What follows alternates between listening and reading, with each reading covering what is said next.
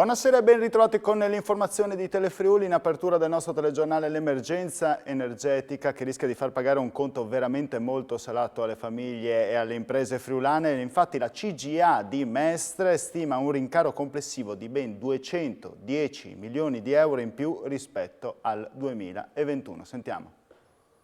Ammontano 82,6 miliardi di euro i rincari di luce e gas che le famiglie e le imprese subiranno quest'anno rispetto al 2021 e questa è la stima elaborata dall'ufficio studi della CGA di Mestre, una cifra spaventosa che dà l'idea di quale sforzo economico gli italiani saranno chiamati a sostenere per fronteggiare la crisi energetica esplosa nel 2022, un incremento che è destinato a diminuire grazie agli effetti del tanto atteso decreto aiuti ter che il governo Draghi approverà la settimana prossima. Il decreto porterà in dote infatti circa 13 miliardi, ma ciò potrebbe non bastare per dar sollievo ai conti degli italiani. Rischiamo che l'Unione Europea raggiunga l'accordo sul tetto al prezzo quando il gas non ci sarà più. Di conseguenza dobbiamo ricorrere subito allo scostamento di bilancio e ristorare famiglie e imprese con altri 15-20 miliardi di euro. È inimmaginabile che con una spesa pubblica annua di 1.000 miliardi non possiamo recuperarne qualche decina per salvare famiglie e imprese. Il conto è salato anche per i friulani, al netto degli aiuti già erogati quest'anno, famiglie e imprese del Friuli Venezia Giulia pagheranno complessivamente 210 milioni di euro rispetto al 2021. Si stima che siano quasi 80.000 le famiglie in Friuli Venezia Giulia che vivono in povertà energetica e rischiano di pagare le prossime bollette solo rateizzando. E sarà un anno scolastico, quello al via lunedì, per 26.000 studenti e 1.800 docenti all'insegna appunto del risparmio energetico. Negli istituti scolastici il riscaldamento sarà acceso dal 22 ottobre con un abbassamento della temperatura media di 2 gradi e fin da subito partirà una campagna di sensibilizzazione per evitare gli sprechi. Sentiamo. Per 26.000 studenti e 1.800 insegnanti, lunedì suonerà la campanella dell'anno scolastico 2022-2023 che si prospetta all'insegna del risparmio energetico. Ci sarà un abbassamento della temperatura media quando accenderemo il riscaldamento, quindi a partire dal 22 di ottobre. La temperatura sarà normalmente di 19 gradi all'interno degli edifici scolastici con uno scostamento massimo di 2 gradi in più o in meno. Il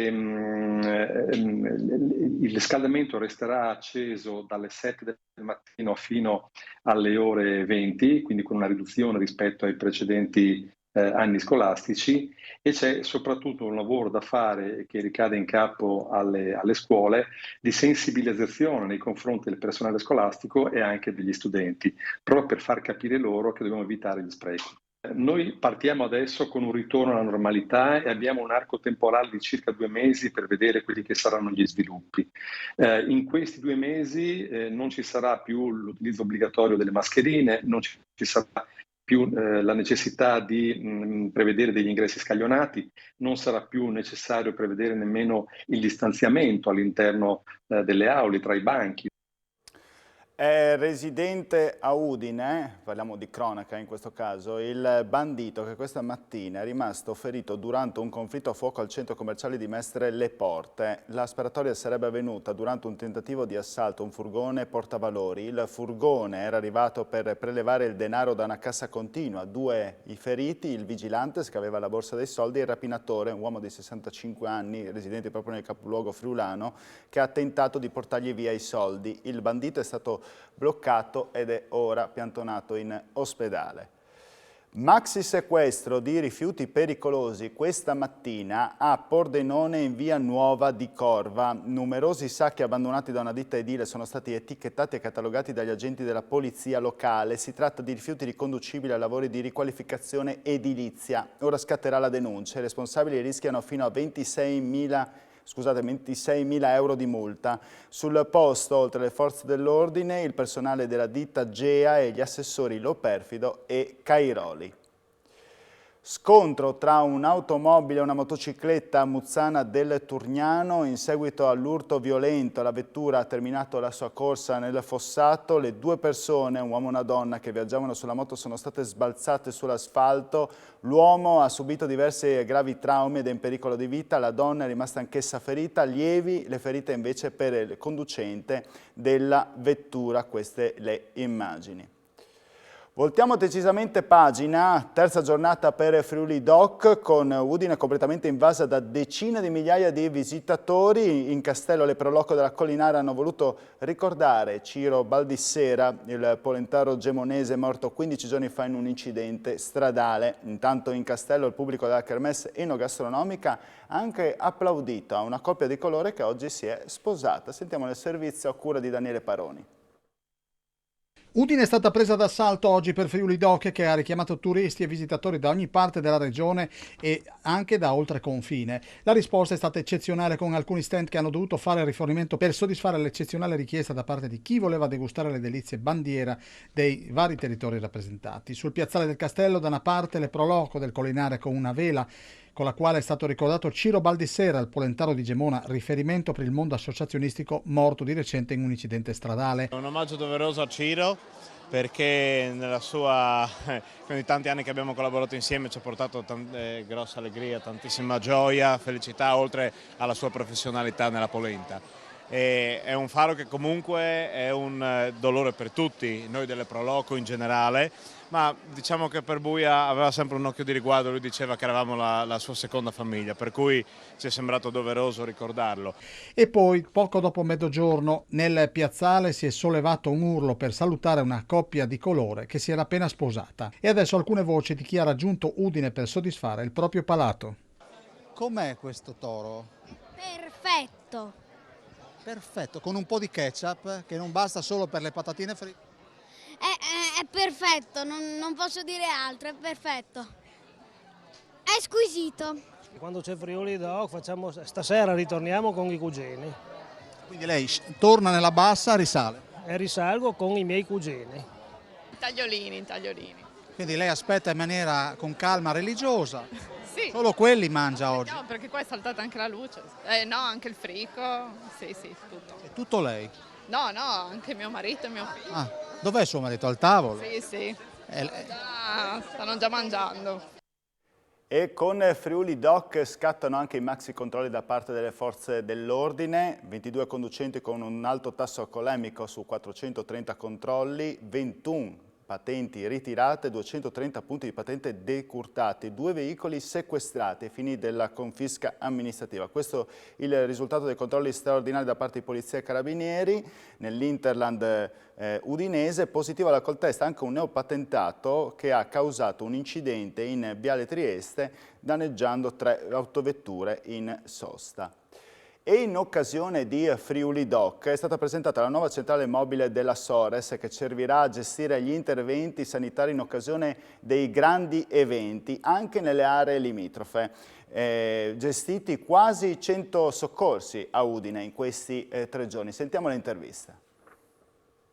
Sono strutture che hanno una grande evoluzione tecnologica e consentono naturalmente di intervenire con maggiore velocità. Questo ci consente di dare una risposta importante in termini di emergenza e soprattutto anche affrontare gli altri temi di cultura dell'emergenza sanitaria, che è un altro grande tema che noi dobbiamo svolgere, perché l'assistenza viene garantita anche con una grande alleanza della popolazione. Il vantaggio di questa e il valore aggiunto di questa strumentazione qual è? È quello che riesce in questo caso a coordinarsi con la centrale della Croce Rossa, con cui stiamo appunto collaborando per la gestione dei mezzi, ma può essere anche utilizzata in altre situazioni dove non ci sono altre centrali e diventa autonoma in tutto e per tutto, potendo gestire in diretta gli interventi che vengono richiesti. Nel comune di Udine, nelle 48 ore interessate all'evento, abbiamo fatto poco più di 100 interventi, 103 interventi per l'esattezza. Il 10% di questi ha interessato l'evento per il quale siamo qui a fare assistenza, che è Friuli Doc 2022.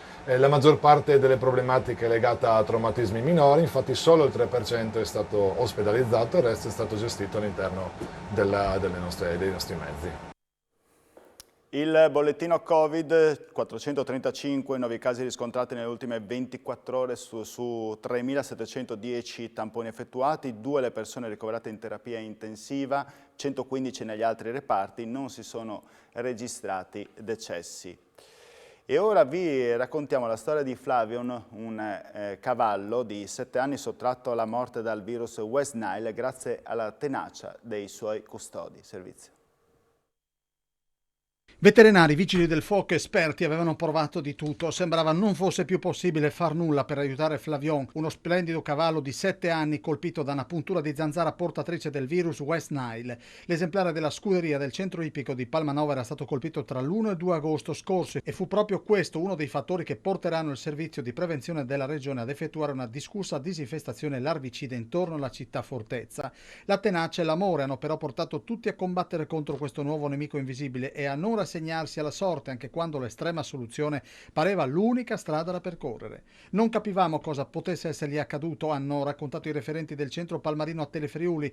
Le ore passavano, i medicinali non miglioravano le sue condizioni, ma non c'era modo di farlo rialzare. Il giorno seguente alla svolta ci ha guardato e ha provato a rialzarsi. Giurano i cavalieri e le amazzoni del maneggio che in seguito, con l'aiuto di un trattore e di un camioncino dotato di gru, sono poi riusciti ad alzarlo e a proseguire le cure. A distanza di un mese Flavion ora sta decisamente meglio. I segni del problema neurologico causato dalla West Nile si vedono, ma la sua grinta ancora di più. Sottolineano i referenti del circolo che hanno deciso di divulgare questa esperienza affinché nessuno sottovaluti più l'importanza della prevenzione, dei vaccini e della disinfestazione.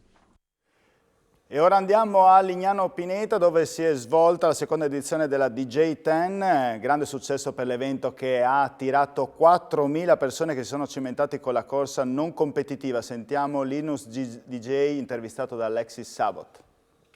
Sono partiti tutti circa 4.000 iscritti. Laura Giorgi sarebbe pronta per partire già con la maglietta, però 10 km sarebbe riuscita a farli lei, No, assolutamente, per quanto sportiva non ho l'allenamento per 10 km, però devo dire che veramente è una bella partenza, un tripudio di colori, tra l'altro i colori di Lignano, perché l'azzurro e il giallo sono i nostri colori. È stato un momento meraviglioso, ma poi talmente eterogeneo, passeggini, animali, di tutto, un momento veramente gioioso, una gioia per gli occhi. Insomma, un successo questa seconda edizione a Lignano. Sì, ma per me era un successo anche lo scorso anno, perché avere quelli che abbiamo avuto lo scorso anno in un momento così difficile non era una scommessa facile da vincere. Poi quelli sono tornati, e ne sono arrivati altri e altri arriveranno gli anni prossimi. Funziona sempre così. Il sindaco è soddisfatto anche perché ha visto famiglie, bambini, cani, Sì, c'è un po' sì. No, ma soprattutto secondo me il bello della DJ10 è che c'è un clima molto di fratellanza, di serenità, insomma, di questi tempi è una cosa di cui abbiamo tutti quanti bisogno.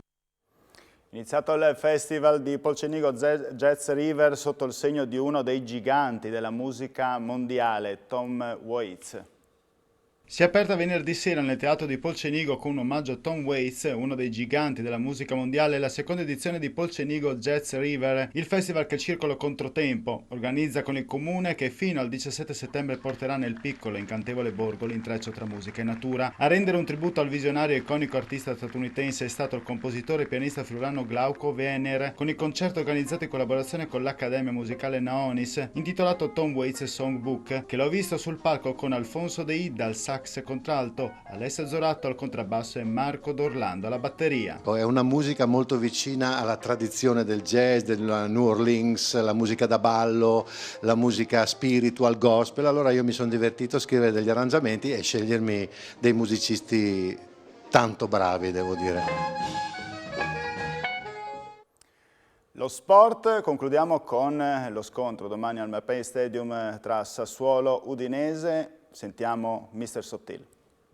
Le vittorie e le grandi prestazioni, soprattutto contro squadre blasonate come può essere Fiorentina e Roma, ti danno una grande iniezione di autostima e di consapevolezza di quelli che sono i nostri mezzi, le nostre qualità. L'identità sta sempre, la nostra identità sta sempre crescendo sempre di più.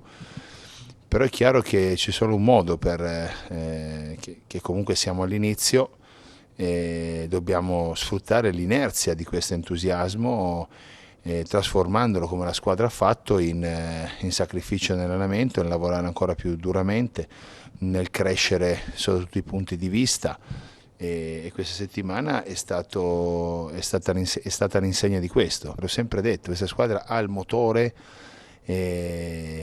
per farlo e ha grande resistenza e anche grande qualità, quindi domani affrontiamo una squadra forte, una squadra rodata che gioca un calcio ben preciso, ma secondo me mentalmente e fisicamente ci arriviamo bene. E questa era anche l'ultima notizia. A me non resta che ringraziarvi per la vostra attenzione e augurarvi buona serata a tutti. Arrivederci.